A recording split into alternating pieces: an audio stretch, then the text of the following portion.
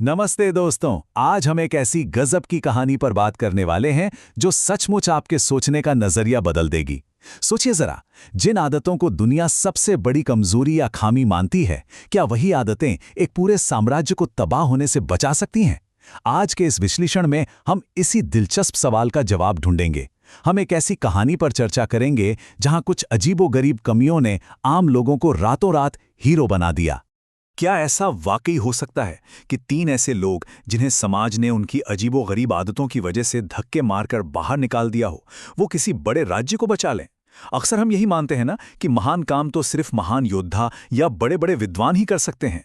लेकिन ये जानना बहुत ही रोमांचक है कि कैसे कुछ बेहद अजीब और हटके आदतें इतिहास की दिशा बदल सकती हैं। तो चलिए, बिना देर किए इसे गहराई से समझना शुरू करते हैं। कहानी के पहले हिस्से से शुरुआत करते हैं दीनानाथ का बड़ा सपना। तो दीनानाथ की सबसे दिलचस्प बात थी उसकी एक बड़ी ही अनोखी ताकत, सुपर हियरिंग। मतलब बहुत दूर की और एकदम हल्की सी आवाज को भी साफ साफ सुन लेने की क्षमता। अब दीनानाथ के पिता चाहते थे कि वो अपना पुश्तैनी बाल काटने का काम सीखे, लेकिन दीनानाथ वो तो काम से जी चुराकर दिन भर बस इस दुनिया की उन आवाजों को सुनने में मग्न रहता था जो कोई आम इंसान कभी सुन ही नहीं सकता। और यहीं पर समाज की उम्मीदों और किसी के अंदर छिपी हुई महत्वाकांक्षा का एक बहुत बड़ा टकराव देखने को मिलता है। एक तरफ पूरा गांव और उसके अपने माता पिता दीनानाथ को महज एक आलसी निकम्मा लड़का मानते थे जो बस लेटे लेटे अपना समय बर्बाद करता है। लेकिन दूसरी तरफ दीनानाथ का सपना तो आसमान छू रहा था, सीधे राजकुमारी से शादी करने का सपना। और जाहिर है इन्हीं भारी तानों और मजाक ने उसे अपना घर छोड़ने पर मजबूर कर दिया। अब आता है हमारी कहानी का दूसरा पड़ाव, तीन अनोखे दोस्तों का मिलन। अपने सफर में दीनानाथ की मुलाकात होती है दो और दिलचस्प किरदारों से, कानू और भानु। कानू की खासियत क्या थी?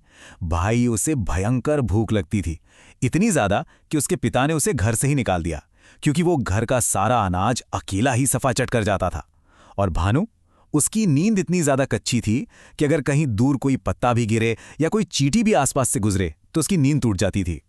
इन तीनों को ही उनके घर वालों ने इन्हीं अजीब कमजोरियों के कारण घर से निकाल दिया था। तो यहाँ सबसे अहम बात जो हमें नोट करनी चाहिए वो ये है कि जिसे समाज सिर्फ एक बोझ समझता है, असल में वही एक बहुत बड़ी क्षमता भी हो सकती है। वो बेहिसाब भूख या नींद में वो हद से ज्यादा संवेदनशीलता, ये सब सिर्फ खामियां नहीं थीं। ये ऐसी असाधारण शक्तियां थीं जिन्हें अभी तक सही दिशा नहीं मिली थी। दीनानाथ ने इस बात को तुरंत पकड़ लिया और उन दोनों को अपने साथ राजमहल चलने के लिए राजी कर लिया। अब हम पहुंचते हैं कहानी के तीसरे हिस्से पर, राजा की कठिन परीक्षा। राजमहल पहुंचकर इन तीनों दोस्तों ने पूरे कॉन्फिडेंस के साथ सीधे राजा के सामने अपनी अजीबोगरीब मांगें रख दी। कानू को पेट भर और अनलिमिटेड खाना चाहिए था, भानु को सोने के लिए बिल्कुल परफेक्ट और शांत जगह चाहिए थी, और दीनानाथ की मांग ने तो सबके होश ही उड़ा दिए, सीधे राजकुमारी से विवाह। जरा सोचिए, सीधे राजा के दरबार में ऐसी मांगे करना कितना बड़ा जोखिम था। और इसी भारी जोखिम का नतीजा ये हुआ कि राजा ने एक खौफनाक शर्त रख दी। शर्त ये थी कि अगर ये तीनों अपनी इन असाधारण क्षमताओं को साबित कर देंगे तो उनकी सारी मांगें खुशी खुशी पूरी की जाएंगी। लेकिन अगर वो ऐसा नहीं कर पाए तो उसी वक्त उन तीनों के सिर धड़ से अलग कर दिए जाएंगे।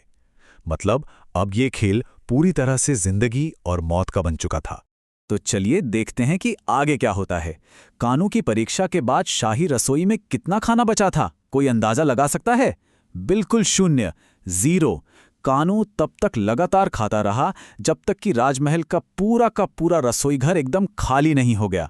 उसकी इस बेहिसाब भूख ने पहली परीक्षा एकदम शानदार तरीके से पास कर ली। अब बारी थी भानु की।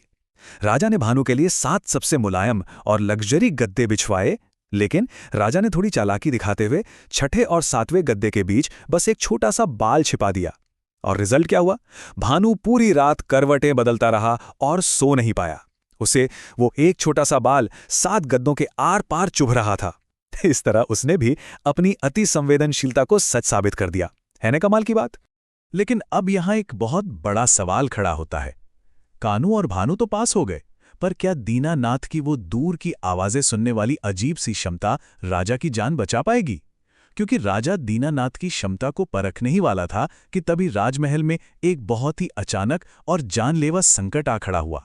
यहीं से शुरू होता है कहानी का चौथा भाग, रात की खौफनाक साजिश। विश्वासघात की उस भयानक रात का घटनाक्रम कुछ इस तरह से चला।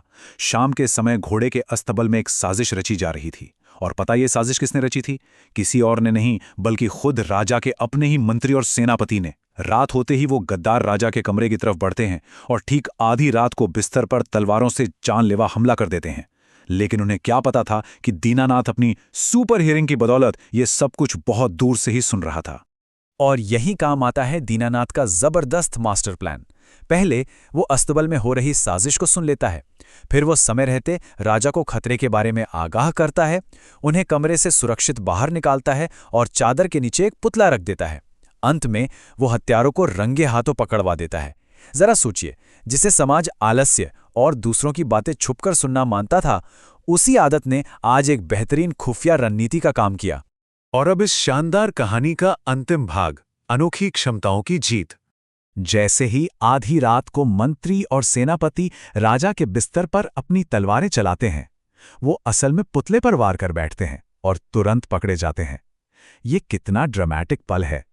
जिन लोगों ने शायद दीनानाथ और उसके दोस्तों की अजीबोगरीब आदतों का हमेशा मजाक उड़ाया होगा, आज वे उन्हीं की बुद्धिमानी और अनोखी क्षमताओं के सामने बुरी तरह मात खा गए।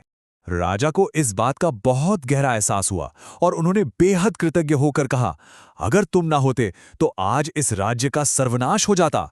तुम ही मेरे योग्य दामाद और इस राज सिंहासन के उत्तराधिकारी हो। राजा समझ गए थे कि यहां उनकी सेना या पारंपरिक ताकत काम नहीं आई, बल्कि एक असाधारण और अजीब सी लगने वाली क्षमता ने ही उनकी जान बचाई है। अंत में इन तीनों को बहुत ही शानदार इनाम मिले। कानू को अब जिंदगी भर राजमहल में अपनी पसंद का खूब सारा खाना खाने को मिलेगा। भानु को दुनिया की सबसे बेहतरीन और शांत जगह मिल गई, जहां कोई शोर नहीं। और दीनानाथ का वो नामुमकिन सा लगने वाला सपना पूरा हो गया। उसका विवाह राजकुमारी से हो गया। हर उस इंसान को अपनी सही जगह मिल गई जिसे समाज ने ठुकरा दिया था।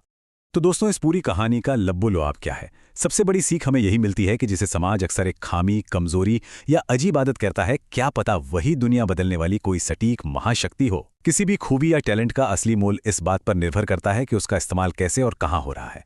इसलिए अनोखी प्रतिभाओं का मजाक उड़ाने के बजाय हमें उनका जश्न मनाना चाहिए।